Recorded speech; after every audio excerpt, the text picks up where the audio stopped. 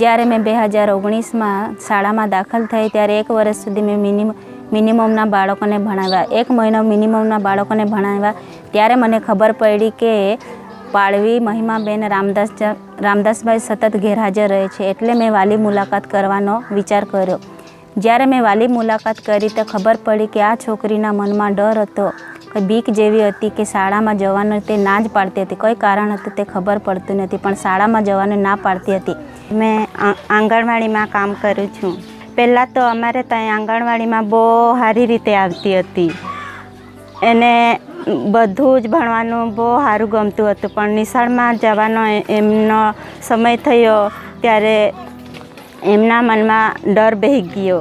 3 વર્ષ જાણે એ ગુરુજીએ બહુ પ્રયત્ન કર્યો, પછી એ ના જ પાડતી હતી ને ગુરુજી આવે પછી એ હંતાઈ જતી હતી અને નાહી જતી હતી. હું પહેલા ધોરણથી એને ભણવા શાળામાં મોકલવાનો વિચાર હતો, પણ પહેલા ધોરણથી જ આ ભણવાની જતી હતી. એટલે પહેલા ધોરણ, બીજો ધોરણ અને ત્રીજો ધોરણ સુધી કોશિશ કરી હતી મેં, પણ છોકરી ભણવા જવાનું નામ નહીં લેતી હતી. ઉચકીને હું લઈ જતો હતો શાળામાં, નવા કપડાં લઈ આપતો હતો. બહુ વખતે હું શાળામાં છોડી આવતો હતો અને મારી હાથે જ પાછળ આવતી હતી. એટલે મેં છોડી જ દીધો હતો તે દિવસથી કે મારી છોકરી હમણાં ભણવા શાળામાં નહીં જશે. એટલે અમે બીજે દિવસે આ છોકરીને તેના મમ્મી પપ્પા અને હું પોતે ઈસી લલિતાબેન ઉચકીને આ છોકરીને શાળામાં લઈ ગયા.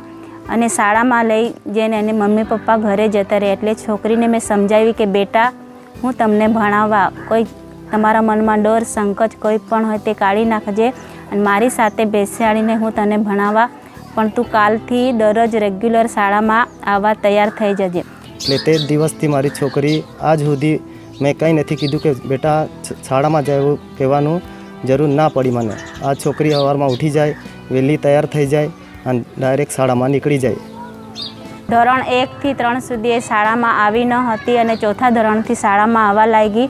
અને મેં આ છોકરી પાછળ ખૂબ જ મહેનત કરી અને 1 જ મહિનામાં આ છોકરીને વાંચતા લખતા કરી દીધી અને મને ખૂબ જ આનંદ થયો.